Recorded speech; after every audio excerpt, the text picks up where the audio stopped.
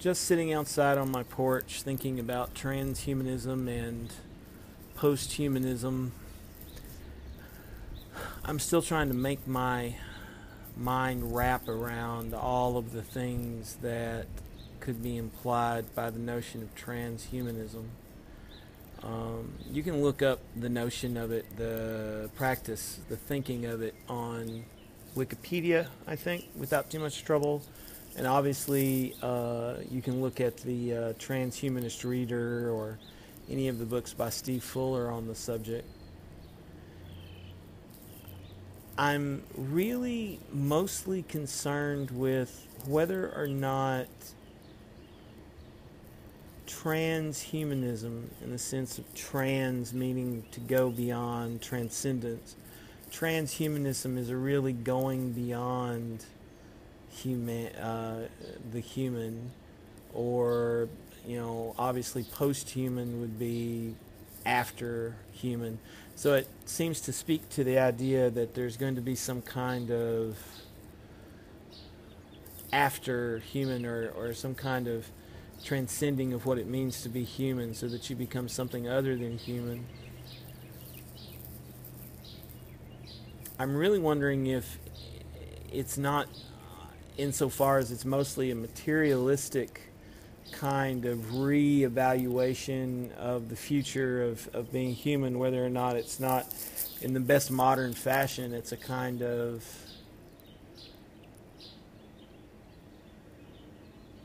hyperhumanism,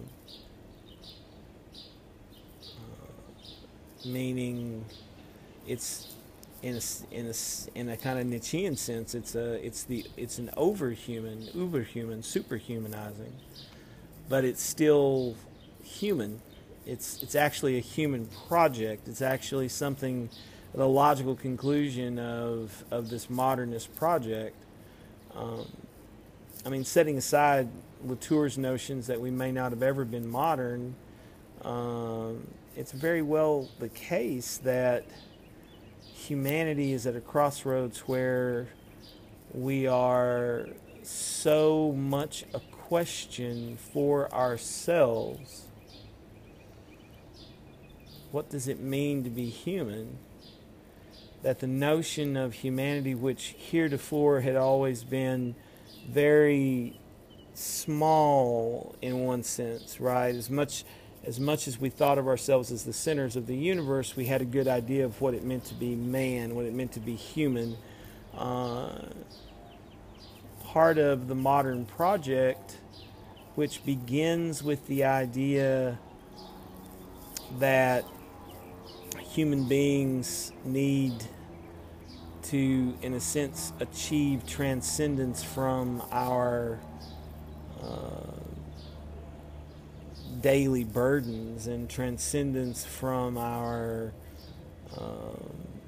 suffering and pain, as evidenced in things like the 30-Year War and the diverse plagues that made up a lot of what killed people through the Middle Ages and up through the Renaissance. So I'm wondering if, in this idea of the transhuman, we're not talking about going beyond humanity, but we're talking about making superhumans. People who can live for 150 or 200 years. People who can be stronger and faster. Obviously, the consequences could be quite devastating if it all goes wrong or it goes bad. And we certainly have to rethink what it means to overcome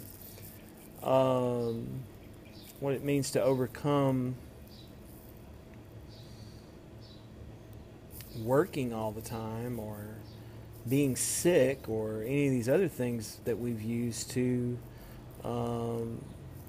know what it means to be human. If one of the last things that we have left that defines the human is mortality, then we have to set out for a new kind of definition. But does that make us not human? It could be that we've never understood what it means to be human. Maybe being human is overcoming. If being human is overcoming, then this notion of our mortal being, that's just something that we share with other animals and creatures that cannot overcome like we do. I don't know. It's a very puzzling topic, and it's one that I want to think about a whole lot over the course of the next couple of years, I think. And I'm hoping that along the way I'll meet a few people, and I'll introduce some new people to you, and y'all will, who might see this, will recommend some people that I need to take a study of, or I need to get in touch with and talk to. There are a lot of temptations that will be involved in this transhuman, this post-human, this hyperhuman endeavor. A lot of temptations to just sit back and let the technicians do what they do.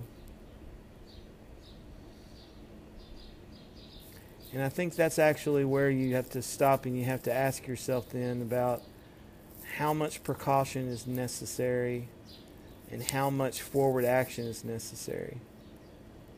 So anyway, like I say, I'm going to be thinking about this for a while, and I'm coming back to doing the whatever, etc., and I'm hoping that a few people who may still be around that have watched whatever, etc., will want to join me for a few talks.